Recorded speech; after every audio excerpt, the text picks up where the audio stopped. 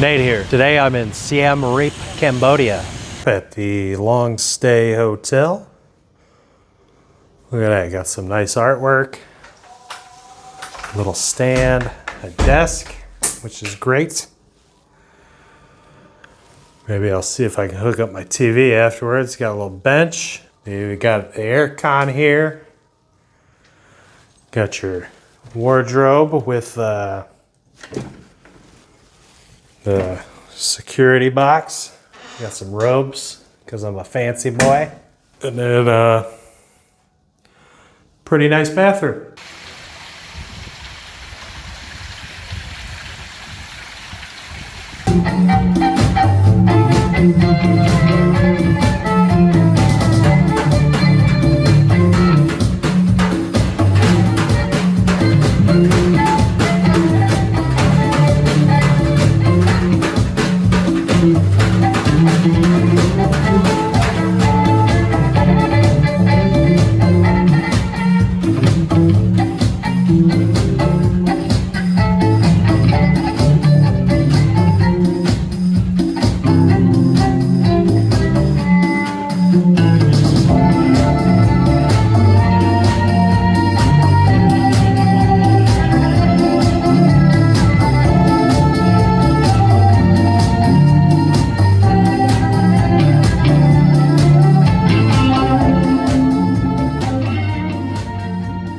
Super cool over here at the National Museum. It cost me $17 and that included a audio guide in English.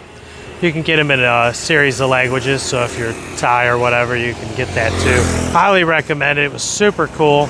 I got a bunch of questions answered that I had wanted answered for a long time, but could never get the answer to regarding like Buddhists and symbolism and some of the different,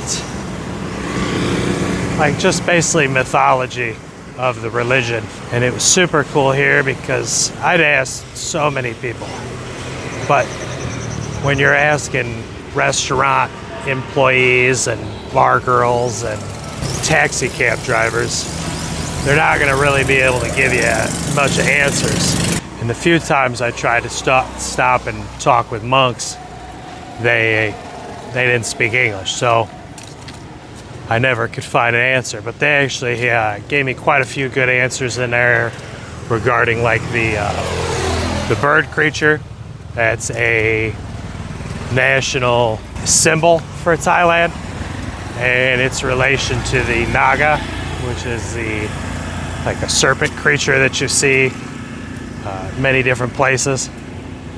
So pretty cool to have those answers after well over a year of wondering what was up. But I would highly recommend it. Like for $17, you can't really beat it with the audio guide, obviously.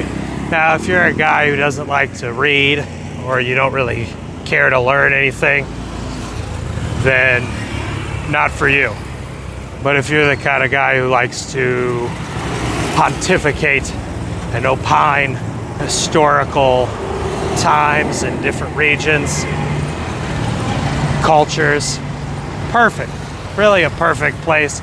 Really very interesting, especially when you stratify, what was going on during, the 6th century, 13th century, 15th, 16th century with European and English culture, Spanish culture, and to see like the vast differences between the cultures. And the mere fact that they were able to construct these things is truly awe-inspiring. But I've said it many times, never underestimate people who believe their king is a god and how hard they will work for that individual. You can't beat that kind of productivity. And if you think you're going to everlasting hell if you don't work hard enough, you're going to work pretty dang hard, right? So I've actually been here to Siem Reap before, but a majority of my experience only included going to Angkor Wat and being very unpleased with the volume of Pub Street. I don't know if I'm just getting old or what, but the All the loud noise of the competing bars just drives me bananas. I'm still gonna go out at night a couple times, go play pool, go talk with some ladies. I'll tell you what, just from a couple of years back, I already see a huge difference. They've paved a lot of the roads from Phnom Pehn. Really looks cool. Like I guess it cut down on the trip. Somebody was telling me about 2 hours. It took me about 5 hours to get here. I guess a couple of years ago it would have taken 7. I flew in last time, so it was a little different. But I did like some of the stories. It seems like they get elaborate, kind of like every religion does. They get very elaborate with their stories. I've always liked kind of the older religions because they're so fanciful. You know, you have giant snake god creatures and creatures with the head of a lion. Nighttime, the great monster at the edge of the earth sucks in the water and then vomits the water back out during the daytime to explain the tides. Whereas now we explain it with the moon and gravitational force. I've always been a fan of that kind of stuff. I find it very interesting.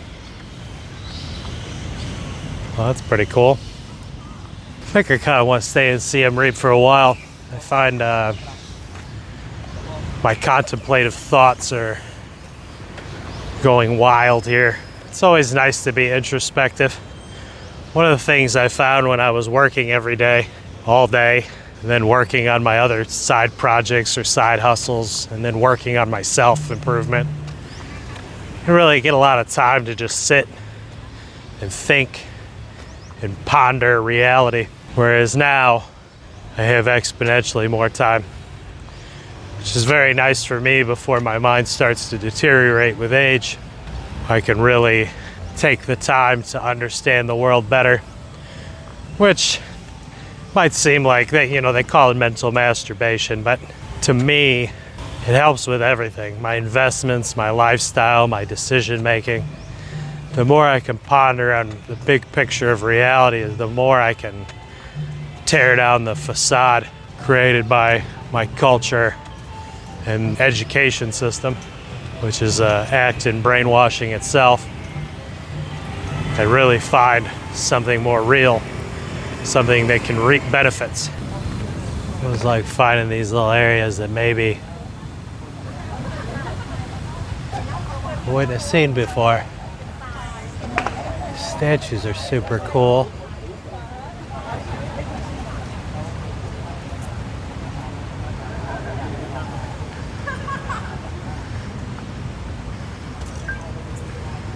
You know, you have kind of the countryside and you see some real poverty when it comes to living conditions or finances. Definitely not poverty when it comes to quality of life, quality of food. Then you go into a place like this and you see these elaborate sculptures and the beautiful gardens, wonderfully upkept.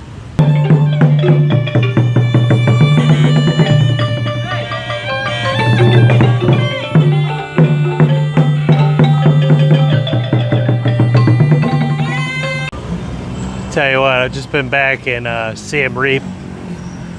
Well, now this is my second day. I got in last night. I'm already getting like much better vibes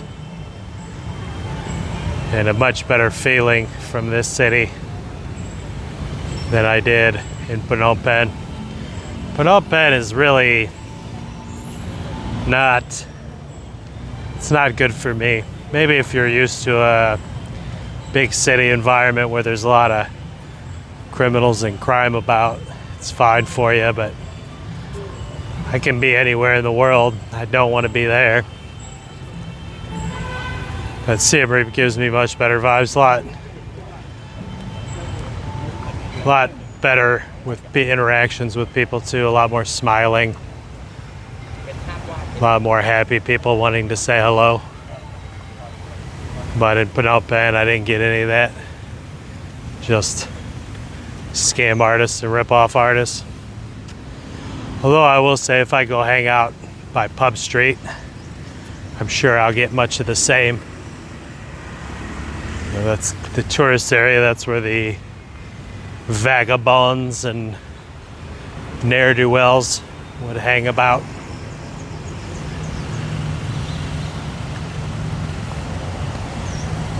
I was very interested to see. I booked a Grab driver to go to the museum, and on the way there he tried to have me stop by a ticket place. I told him no thanks, I'll just buy from the museum. I'm sure he gets a commission. He seemed like he was kind of sad about it.